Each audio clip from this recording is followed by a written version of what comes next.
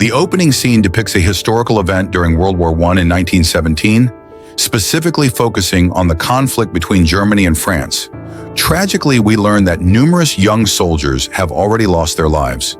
Prior to placing the deceased German soldiers into coffins, their uniforms are removed and sent for washing. Afterwards, the uniforms are sewn onto new clothing, which will be worn by the next batch of soldiers. It has been 3 years into the war, and we are introduced to a 17-year-old boy named Paul Bäumer, who, along with his school friends Albert Kropp, Franz Müller, and Ludwig Behm, enlists in the Imperial German Army. One day, the group listens to a patriotic speech by a school official, after which they receive their uniforms, unbeknownst to the fact that they belong to the fallen soldiers from a previous battle. These young boys are motivated to go to war only to be perceived as cool people in the eyes of the public. The next day, the boys are deployed to northern France near La Malmaison. Upon arrival at the base camp, a doctor blocks their path and asks that the soldiers vacate their vehicle in order to transport injured comrades to the hospital. From there, they all proceed to walk towards the battlefield. After a long walk, they reach their hiding spot, where they meet other soldiers and a vice commander named Stanislaus Kaczynski. During their first night in the trenches, Paul and Albert are assigned to keep watch. A short while later, they hear footsteps and become alert. So Paul prepares his weapon and scans the area for any signs of movement. Upon spotting something amiss, he instinctively opens fire, inadvertently revealing their location. In response, the enemy retaliates and shoots at Paul's head, but fortunately, his helmet shields him from the bullet. The next second, the enemies launch a brutal attack, forcing all the German soldiers to seek refuge inside a bunker. Due to the continuous bombarding, the bunker collapses, trapping and killing some of the soldiers under the rubble. In the morning, Paul, who is still buried under debris, is rescued by Albert and the other soldiers. Overwhelmed and traumatized, Paul takes a moment to rest. It is during this time that Stanislaus, a compassionate leader unlike the others, offers Paul a piece of bread and lets him know about the horrors of war. Shortly after, Paul is assigned the task of retrieving identification tags from the deceased soldiers' necks. While doing so, he comes across the lifeless body of his friend Ludwig, which brings him to tears. Paul takes a moment to grieve and mourn the loss before continuing with his task. The scene then shifts to 18 months later, where we witness a meeting between a German state secretary named Matthias Erzberger and the German High Command. Erzberger, weary of the mounting losses, tries to convince the High Command to initiate armistice negotiations with the Allied powers. Back on the battlefield, Paul appears to have grown accustomed to the harsh reality of war. One day, while walking with Stanislaus, they stumble upon a small farm near the forest. Craving something tasty to eat after a long time, they plan to steal livestock from the farm. Stanislaus enters the premises while Paul keeps watch outside. After successfully stealing a pet, they quickly run away from the scene. They then return to the base and cook the stolen food. Albert, Franz, and another soldier named Jaden join them and have a wonderful meal. Amidst this, they also joke and laugh, creating a joyful atmosphere and forgetting the bitter reality of war for some time. The following morning, as the soldiers prepare their breakfast, they spot 3 women passing by.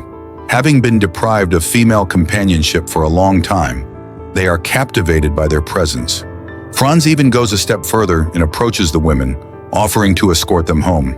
Later that day, the soldiers receive letters from their families.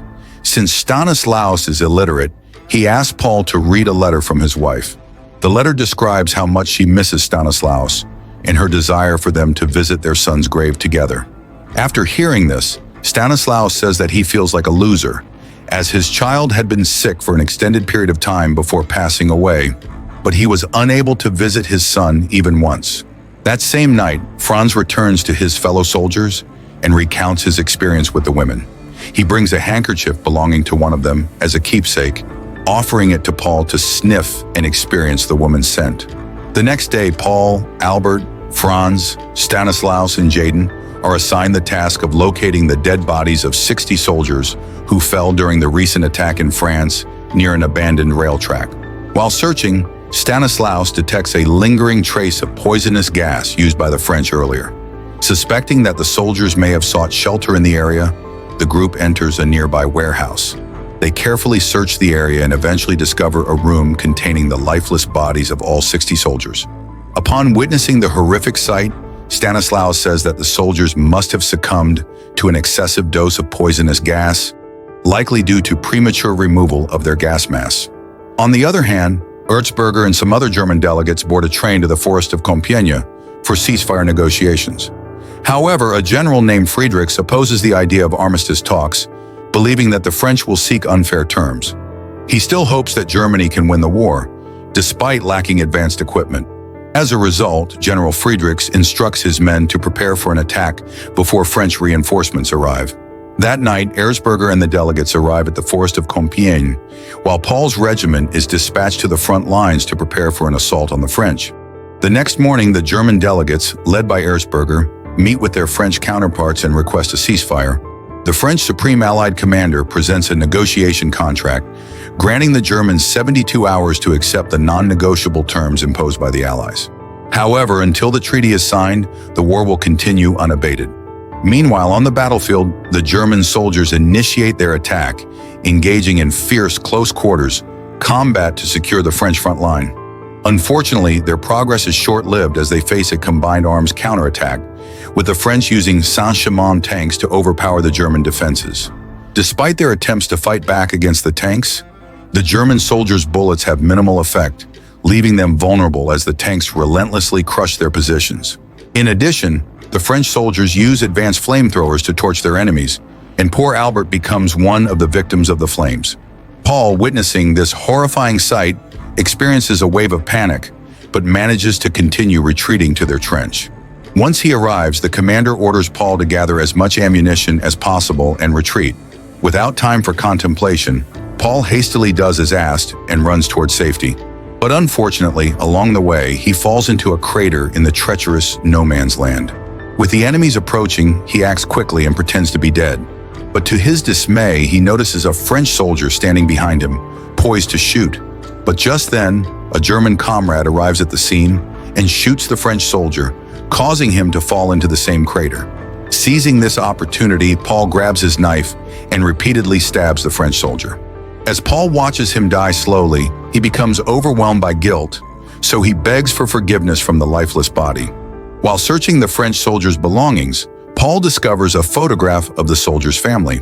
This only intensifies his guilt, and he begins crying like a baby.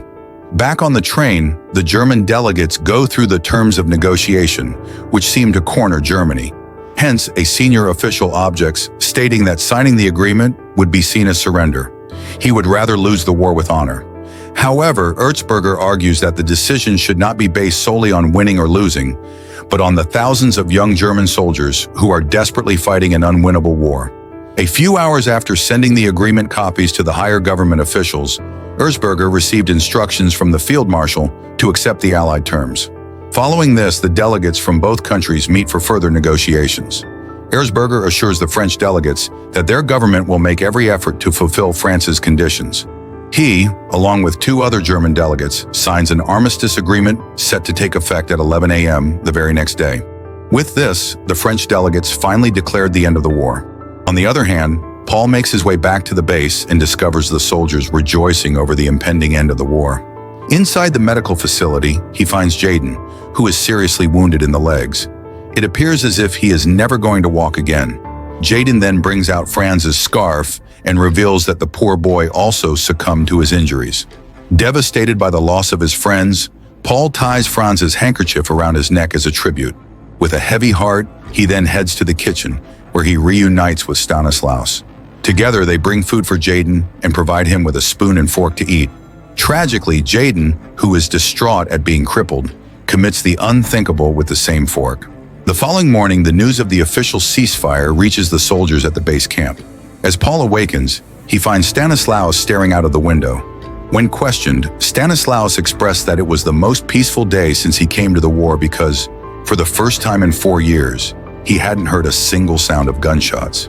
To celebrate their newfound freedom, the two friends decide to steal from the farm once again. Along the way, Stanislaus excitedly says that he cannot wait to return home and hug his beloved wife tightly. After a while of walking, they finally arrive at the farm. Paul silently gets inside while Stanislaus stands guard. Paul comes across some duck eggs and stuffs them in his pocket, But during this, he is apprehended by a young boy who quickly summons his father. The latter realizes that he is again being robbed, so he grabs his gun and opens fire at Paul. Luckily, the two soldiers manage to escape unscathed. Once at a safe distance, they crack open the eggs and take turns eating them. As Stanislaus steps away to relieve himself in the forest, the farm owner's son suddenly appears from behind, aiming his gun at him. The next second, Paul hears a gunshot, so he rushes to Stanislaus, only to find him wounded. The bullet appears to have penetrated the right part of his stomach. Horrified, Paul carries his injured comrade back to the base for medical aid. But despite his best efforts, Stanislaus tragically passes away due to excessive loss of blood. This shatters Paul, as he has now witnessed the loss of all of his friends. The war has broken him. Later on, all the soldiers are called to assemble in the courtyard, where General Friedrichs delivers news that they will soon be returning home to their families. However, in a surprising twist, Friedrichs, driven by his desire for a German victory, contemplates one final attack to commence at 10:45 a.m., just before the scheduled ceasefire at 11 a.m. He orders the soldiers to capture territory before the ceasefire takes effect, disregarding the potential loss of lives it would lead to. Despite their reservations, the soldiers are compelled to obey these higher orders. In the next scene, the soldiers reluctantly make their way back to the battlefield, launching the attack precisely at 10:45 a.m., as per the order. Paul engages in combat, relentlessly eliminating as many French soldiers as possible. Amid the chaos, Paul comes to the aid of a young German recruit, but in the process he becomes the target of a French soldier. Both Paul and the French soldier tumble into a bunker.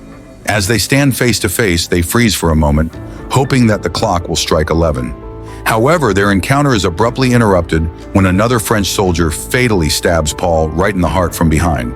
Seconds later, the war is officially declared over, and the sound of commanders' voices shouting, "Ceasefire," resonates through the air. With his last bit of strength, Paul stumbles out into the trenches, relishing the end of the war, before finally succumbing to his injuries. A short while later, a newly arrived German recruit, whom Paul had previously saved, is tasked with collecting identification tags from fallen soldiers. As the recruit carries out this grim duty, he comes across Paul's lifeless, mud-covered body. In a gesture of respect, he picks up Franz's scarf from him and wraps it around his neck. However, the recruit chooses not to take Paul's identification tag, resulting in his death going unrecorded. This means that the brave Paul will forever remain unknown in official records.